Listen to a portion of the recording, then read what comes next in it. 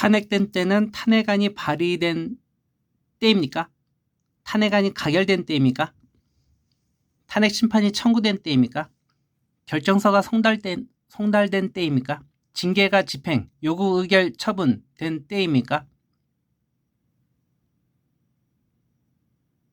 향후 실시하는 선거에 불이익을 주는 탄핵은 결정집행조항 불비하여 발효될 수 없는 탄핵안 발의, 의결 절차와 탄핵안 심리 절차만 합의하여 채택한 결정서 송달, 결정집행, 미합의, 불채택한 흠결 있는 나무새 제도입니다. 변론, 평의는 결정선고, 탄핵안 인용 또는 탄핵안 기각이 아니며 결정선고는 결정집행이 아니며 결정집행은 징계요구가 아니며 징계요구는 징계의결이 아니며 징계의결은 징계처분이 아닙니다.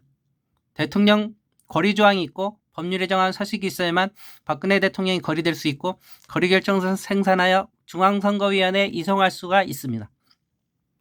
선의하는 국가원수 대통령 사고제도와 권한, 거리제도가 다른 제도입니다. 박근혜 대통령이 선의하였다면 선의결정서, 선의사회통지서를 공개하여야 합니다. 박근혜 대통령이 거리되었다면 거리결정서, 거리사회통지서를 공개하여야 합니다.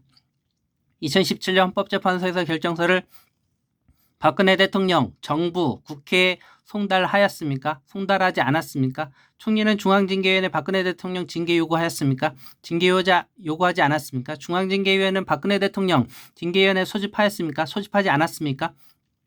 출석 통지서를 박근혜 대통령이 송부하였습니까? 송부하지 않았습니까? 중앙징계위원회는 박근혜 대통령 징계 의결하였습니까? 징계 의결하지 않았습니까? 박근혜 대통령 징계 의결서는 모두 몇 페이지입니까? 주문 등 결정 요지는 어떻게 기재되어 있습니까? 박근혜 대통령 징계 혐의는 무엇입니까? 박근혜 대통령이 징계 혐의를 인정하게 된 사유는 무엇입니까? 징계 의결서의 증거관계 등이 자세히 기재되어 있습니까? 중앙징계위원회는 징계 의결서를 박근혜 대통령에게 송달하였습니까? 대통령은 징계위원회 의결에 따라 징계 처분을 하고 이를 집행하였습니까? 중앙선거위원회는 2017년 3월 10일 정부 인사혁신처 복무과나 심사임명과로부터 대통령 진퇴 관련 공문서를 이송받았습니까? 이송받지 않았습니까? 선거 실시 사유가 무엇입니까? 선거 실시 사유가 확정된 때가 언제입니까?